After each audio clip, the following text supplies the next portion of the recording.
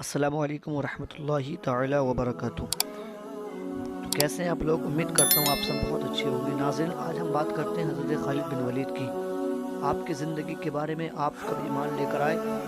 یہ وہ خالد بن ولید ہیں جن کو سیف اللہ یعنی کہ اللہ کی تلوار کہا جاتا ہے۔ تو آئیے ویڈیو کو شروع کرتے ہیں۔ گزارش یہ ہے جو حضرات نئے ہیں میں ان سے گزارش کروں گا زیادہ سے زیادہ ویڈیو کو شیئر کریں اینڈ سبسکرائب کرنا بالکل نہ بھولیں۔ وہ مسافر عرب کے صحرا میں اکیلا چلا جا رہا تھا۔ 8 ہجری کے زمانے میں عرب کا وہ علاقہ جہاں مکہ اور مدینہ واقع ہے بڑا ہی خوفناک صحرا ہوا کرتا تھا، جلتا اور انسانوں کو جھلساتا ہوا ریگزار۔ ایک تو صحرا کی اپنی صعوبتیں تھیں، دوسرا خطرہ رہزنوں کا تھا۔ مسافر قافلوں کی صورت سفر کیا کرتے تھے، لیکن یہ مسافر اکیلا چلا جا رہا تھا۔ وہ اعلیٰ نسل کے جنگلی گھوڑے پر سوار تھا، اس کی زرہ گھوڑے کی زین کے ساتھ بندھی ہوئی تھی، اس کی کمر سے تلوار لٹک رہی تھی اور اس کے ہاتھ میں برچھی تھی۔ اس زمانے میں مردوں کے کردار سینے چوڑے اور جسم گھٹے ہوئے ہوتے تھے۔ یہ اکیلا مسافر بھی انہی مردوں میں سے تھا، لیکن جس انداز سے وہ گھوڑے کی پیٹھ پر بیٹھا تھا اس سے پتہ چلتا تھا کہ وہ شہ سوار ہے اور کوئی معمولی آدمی نہیں۔ اس کے چہرے پر خوف کا ہلکا سا بھی تاثر نہیں تھا۔ رہزن اسے لوٹ لیں گے، اس سے اتنی اچھی نسل کا گھوڑا چھین لیں گے اور اسے پیدل سفر کرنا پڑے گا، لیکن اس کے چہرے پر جو تاثر تھی وہ قدرتی نہیں تھی۔ وہ کچھ سوچ رہا تھا، یادوں سے دل بہلا رہا تھا یا کچھ یادوں کو ذہن میں دفن کرنے کی کوشش کر رہا تھا۔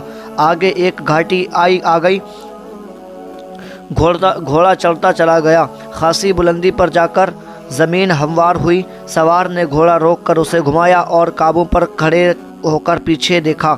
اسے مکہ نظر نہ آیا، مکہ افق کے نیچے چلا گیا تھا۔ ابو سلیمان، اسے جیسے آواز سنائی دی ہو، اب پیچھے نہ دیکھو، مکہ کو ذہن سے اتار دو، تم مرد میدان ہو، اپنے آپ کو 2 حصوں میں نہ کٹنے دو، اپنے فیصلے پر قائم رہو، تمہاری منزل مدینہ ہے۔ اس نے مکے کی سمت سے نگاہیں ہٹا لیں، گھوڑے کا رخ مدینے کی طرف کیا اور باغ کو ہلکا سا جھٹکا دیا۔ گھوڑا اپنے سوار کے اشارے سمجھتا تھا۔ سوار کی عمر تقریباً 43 برس تھی، لیکن وہ اپنی عمر سے جوان لگتا تھا۔ سلیمان اس کی بیٹی کا نام تھا، اس کے باپ کا نام الولید تھا، لیکن سوار نے حضرت خالد بن ولید کے بجائے ابو سلیمان کہلانا زیادہ پسند کیا۔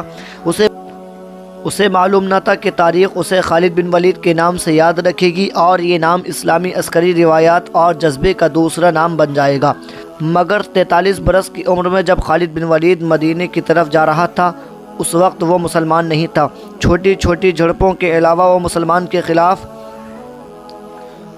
2 بڑی جنگ احد اور جنگ خندق لڑ چکا تھا۔ جب رسول کریم صلی اللہ علیہ وسلم پر 610 عیسوی بروز پیر پہلی وحی نازل ہوئی، اس وقت خالد کی عمر 24 سال تھی۔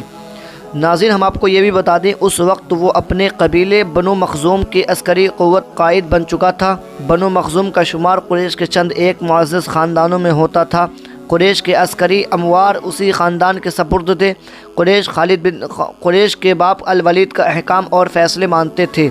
24 برس کی عمر میں یہ حیثیت خالد کو بھی حاصل ہو گئی تھی، مگر اس حیثیت کو ٹھکرا کر خالد ابو سلیمان مدینے کو جا رہا تھا۔ کبھی وہ محسوس کرتا تھا کہ اس کی ذات سے کوئی قوت اسے پیچھے کو گھسیٹ رہی ہو۔ جب اس قوت کے اثر اس کو محسوس کرتا تو اس کی گردن پیچھے کو مڑ جاتی تھی، لیکن اس کی اپنی ذات سے ایک آواز اٹھتی، آگے دیکھ خالد، تو ولید کا بیٹا تو ہے لیکن وہ مر گیا ہے، اب تو سلیمان کا باپ ہے، وہ زندہ ہے۔ اس کے ذہن میں 2 نام اٹک گئے، محمد الرسول اللہ صلی اللہ علیہ وسلم جو ایک نیا دین لے کر آئے تھے، اور الولید جو خالد کا باپ اور محمد صلی اللہ علیہ وسلم اور آپ کے نئے دین کا بہت بڑا دشمن تھا۔ باپ یہ دشمنی ورثے کے طور پر خالد بن ولید کے حوالے کر کے دنیا سے اٹھ گیا تھا۔ خالد کے گھوڑے نے پانی کی مشق پر اپنے آپ ہی رخ بدل لیا تھا۔ خالد نے ادھر دیکھا، اسے گول دائرے میں کھجوروں کے درخت اور جھاڑی نما درخت نظر آئے۔ گھوڑا ادھر ہی جا رہا تھا۔ نخلستان میں داخل ہو کر گھوڑے سے کود گیا کہ امامہ اتار کر وہ پانی کے کنارے 2 زانو ہو گیا۔ اس نے پانی چلو بھر کے اپنے سر پر ڈالا اور 2-4 چھینٹیں منہ پر پھینکیں۔ اس کا گھوڑا پانی پی رہا تھا۔ خالد نے اس چشمے سے پانی پیا جو صرف انسانوں کے استعمال کے لیے تھا۔ ایک چھوٹا سا جنگل تھا۔ خالد نے گھوڑے کی زین اتاری، چھوٹی سی ایک دری کھول کر جھاڑی آئی اور لیٹ گیا۔ وہ تھک گیا تھا، تھوڑی دیر کے لیے سونا چاہتا تھا، مگر اس کے ذہن میں یادوں کا جو قافلہ چل پڑا تھا وہ اسے سونے نہیں دے رہا تھا۔ اسے 7 سال پہلے کا ایک دن یاد آیا جب اس کے عزیزوں نے محمد صلی اللہ علیہ وسلم کو قتل کرنے کا منصوبہ بنایا تھا۔ اللہ اکبر! اس منصوبے میں خالد کا باپ الولید پیش تھا۔ وہ ستمبر 622 عیسوی کی رات تھی۔ قریش نے رسول خدا صلی اللہ علیہ وسلم کو سوتے میں قتل کرنے کے لیے ایسے آدمی چنے تھے جو انسانوں کے روپ میں وحشی اور درندے تھے۔ خالد قریش کے سرکردہ خاندان کا جوان تھا۔ اس وقت اس کی عمر 27 سال تھی۔ وہ حضور اکرم صلی اللہ علیہ وسلم کے قتل کی سازش میں شریک تھا، لیکن وہ قتل کے لیے جانے والوں کے گردے میں شامل نہیں تھا۔ اسے 7 سال پہلے کی وہ رات گزرے ہوئے کل کی طرح یاد تھی۔ اس نے سوئے ہوئے دشمن کو قتل کرنے کی بھی کبھی سوچی ہی نہیں تھی۔ بہرحال اس نے اس سازش کی مخالفت نہیں کی، لیکن قتل کی رات جب قاتل رسول خدا صلی اللہ علیہ وسلم کو وقت پر قتل کرنے گئے تو آپ صلی اللہ علیہ وسلم کا مکان خالی تھا۔ وہاں گھر کا سامان بھی نہیں تھا، نہ آپ صلی اللہ علیہ وسلم کا گھوڑا تھا، نہ اونٹنی۔ قریش اس امید پر سوئے ہوئے تھے کہ صبح انہیں خوشخبری ملے گی، لیکن ان کے مذہب کو جھٹلانے اور انہیں اپنے نئے مذہب کی طرف بلانے والا قتل ہو گیا ہے۔ مگر صبح وہ ایک دوسرے کو مایوسی کے عالم میں دیکھ رہے تھے۔ پھر وہ سرگشیوں میں ایک دوسرے سے پوچھنے لگے، محمد کہاں ہیں؟ رسول خدا صلی اللہ علیہ وسلم قتل کے وقت سے پہلے اپنے قتل کی سازش سے آگاہ ہو کر یثرب مدینے کو ہجرت کر کے گئے تھے۔ صبح تک آپ صلی اللہ علیہ وسلم بہت دور نکل گئے تھے۔ خالد کے ذہن سے یادیں پھوٹتی چلی آ رہی تھی۔ ذہن پیچھے ہٹتے 16 برس دور جا چکا۔ 613 عیسوی کی ایک شام رسول کریم صلی اللہ علیہ وسلم نے قریش کے چند ایک سرکردہ افراد کو اپنے یہاں کھانے پر مدعو کیا۔ کھانے کے بعد رسول اکرم صلی اللہ علیہ وسلم نے اپنے مہمانوں سے کہا، اے بنی عبد المطلب، میں تمہارے سامنے جو تحفہ پیش کرنے لگا ہوں وہ عرب کا کوئی اور شخص پیش نہیں کر سکتا، اس لیے کہ اللہ نے مجھے منتخب کیا ہے۔ مجھے اللہ نے حکم دیا ہے کہ میں تمہیں ایک ایسے مذہب کی طرف بلاؤں جو تمہاری دنیا کے ساتھ ساتھ تمہاری عاقبت بھی آسودہ اور مسرور کر دے گا۔ اس طرح رسول خدا صلی اللہ علیہ وسلم نے پہلی وحی کے نزول کے 3 سال بعد اپنے قریبی عزیزوں کو اسلام قبول کرنے کی دعوت دی۔ خالد اس محفل میں نہیں تھا، اس کا باپ مدعو تھا۔ اس نے خالد کو مذاق اڑانے کے انداز میں بتایا تھا کہ عبد المطلب کے پوتے محمد صلی اللہ علیہ وسلم نے کہا کہ وہ اللہ کا بھیجا ہوا نبی ہے۔ ہم جانتے ہیں کہ عبد المطلب قریش کا ایک سردار تھا۔ الولید نے اپنے بیٹے خالد سے کہا، بے شک محمد کا خاندان اعلیٰ حیثیت رکھتا ہے، لیکن نبوت کا دعویٰ اس خاندان کا کوئی فرد کیوں کرے؟ اللہ کی قسم اور حبل اور عزا کہ میرے خاندان کا رتبہ کسی سے کم نہیں۔ کیا نبوت کا دعویٰ کر کے کوئی ہم سے اونچا ہو سکتا ہے؟ خالد کو 629 عیسوی کے ایک روز مکہ اور مدینے کے راستے میں ایک نخلستان میں لیٹے ہوئے وہ وقت یاد آ رہا تھا۔ رسول اللہ صلی اللہ علیہ وسلم نے جن کی نبوت کو قریش کے سردار قبول نہیں کر رہے تھے، اس نبوت کو لوگ قبول کرتے چلے جا رہے تھے۔ ان میں اکثریت نوجوانوں کی تھی، بعض مفلس لوگوں نے بھی اسلام قبول کر لیا۔ اس سے نبی کریم صلی اللہ علیہ وسلم کے حوصلے میں جان آ گئی اور آپ صلی اللہ علیہ وسلم نے اسلام کی تبلیغ تیز کر دی۔ آپ صلی اللہ علیہ وسلم بت پرستی کے خلاف تھے۔ طلوع اسلام سے پہلے عرب ایک خدا کو مانتے تھے اور پوجتے ان بتوں کو تھے۔ انہیں وہ دیویاں اور دیوتا کہتے تھے اور انہیں اللہ کے بیٹے اور بیٹیاں مانتے تھے۔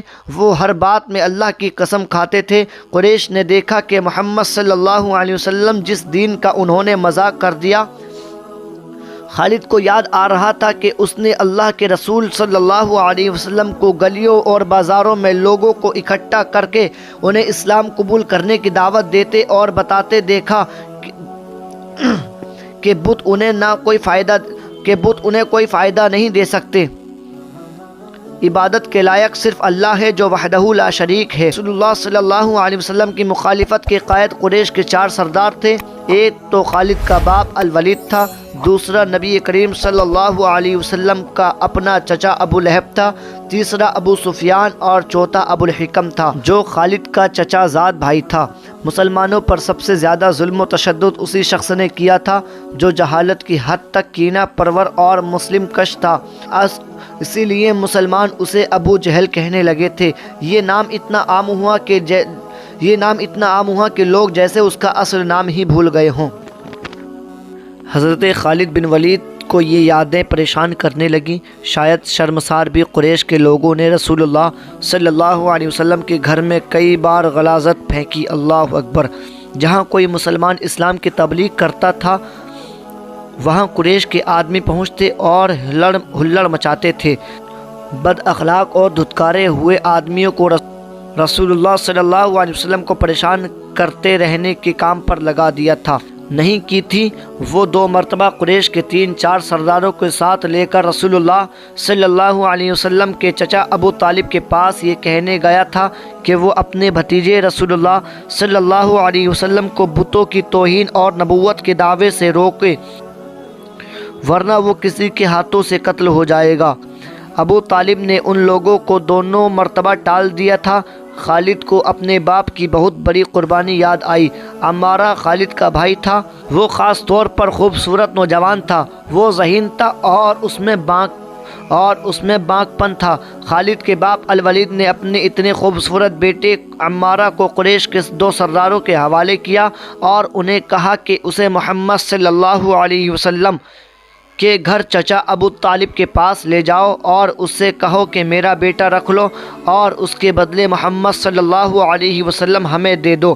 خالد اپنے باپ کے اس فیصلے پر کانپ اٹھا تھا اور جب اس کا بھائی عمارہ دونوں سرداروں کے ساتھ چلا گیا تھا تو خالد تنہائی میں جا کر رویا تھا۔ ابو طالب سرداروں نے عمارہ کو رسول اللہ صلی اللہ علیہ وسلم کے چچا کے آگے کر کے کہا تھا کیا، یہ ہم ہمیشہ کے لیے تمہارے حوالے کرنے آئے ہیں۔ اسے اپنا بیٹا بنا کر رکھو گے تو یہ تمام عمر فرما بردار رہے گا، اور اگر اسے اپنا غلام بنا لو گے تو قسم ہے اللہ کی تم پر اپنی جان بھی قربان کر دے گا، مگر تم اسے میرے حوالے کیوں کر رہے ہو؟ ابو طالب نے پوچھا، مگر تم اسے میرے حوالے کیوں کر رہے ہو؟ کیا بنو مخزوم کی ماؤں نے اپنے بیٹوں کو نیلام کرنا شروع کر دیا ہے؟ کہو اس کی کتنی قیمت چاہیے، اس کے عوض ہمیں اپنا بھتیجا محمد صلی اللہ علیہ وسلم دے دو۔ قریش کے 2 سرداروں نے کہا کہ اس کے بدلے میں محمد صلی اللہ علیہ وسلم کو ہمیں دے دو، تمہارا یہ بھتیجا تمہاری رسوائی کا باعث بن گیا ہے۔ اس نے تمہارے آباء و اجداد کے مذہب کو رد کر کے نیا مذہب بنا لیا ہے۔ کیا تم دیکھ نہیں رہے کہ یہ اس نے قبیلے میں آدمی کو آدمی کا دشمن بنا دیا ہے؟ حضرت ابو طالب نے پوچھا کہ تم میرے بھتیجے کو لے جا کر کیا کرو گے؟ قریش کے 2 سرداروں نے کہا کہ ہم اس کو قتل کریں گے۔ اللہ اکبر! ہم محمد صلی اللہ علیہ وسلم کو قتل کریں گے؟ یہ بے انصافی نہیں ہوگی۔ تم دیکھ رہے ہو کہ ہم تمہارے بھتیجے کے بدلے میں اپنا بیٹا دے رہے ہیں۔ ابو طالب نے کہا کہ تم میرے بھتیجے کو قتل کرو گے اور میں تمہارے بیٹے کو پالوں گا، اس پر خرچ کروں گا اور اسے بہت اچھی زندگی دوں گا۔ تم میرے پاس کیسا انصاف لے کر آئے ہو؟ میں تمہیں عزت سے رخصت کرتا ہوں۔ خالد نے جب اپنے بھائی کو اپنے سرداروں کے ساتھ واپس آتے دیکھا اور سرداروں سے سنا کہ ابو طالب نے یہ سودا قبول نہیں کیا تو خالد کو دلی مسرت ہوئی تھی۔ محمد صلی اللہ علیہ وسلم کا تم نے کیا بگاڑ لیا تھا ابو سلیمان؟ خالد کی ذات سے ایک سوال اٹھا۔ اس نے خیالوں ہی خیالوں میں سر ہلایا اور دل ہی دل میں کہا، کچھ نہیں۔ بے شک محمد صلی اللہ علیہ وسلم کا جسم طاقتور ہے، لیکن رکانہ بن عبد یزید جیسے پہلوان کو اٹھا کر پٹکنے کے لیے صرف جسمانی طاقت کافی نہیں۔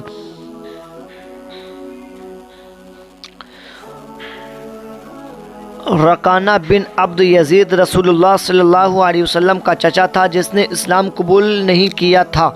یہ عرب کا مانا ہوا پہلوان تھا۔ नामी गिरामी पहलवान आए जिन्हें उसने एक ही दाव में पटक दिया और उठने के काबिल न छोड़ा। वो वहशी इंसान था, सिर्फ लड़ना मारना जानता था। खालिद को वो वक्त याद आने लगा जब मुसलमान